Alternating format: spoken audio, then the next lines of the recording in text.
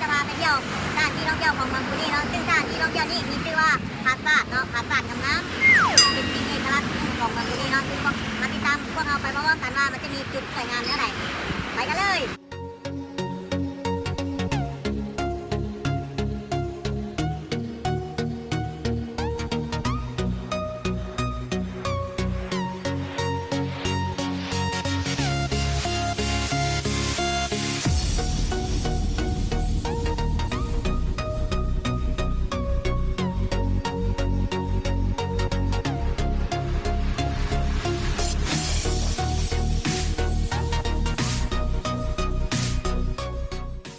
แล้วเขาก็เดินทางเนาะเขาจะใช้เวลาเดินทางประมาณ1 ชั่วโมงหา1 ชั่วโมงครึ่งเพื่อจุดที่เขาพักไปหาสถานที่ที่เขาจะนำเสนอพวกท่านในมื้อนี้เนาะมาเบิ่งน้ำกันเลยว่าข้างทางระหว่างทางไปนี่มันจะมีความสวยงามซ้ำได้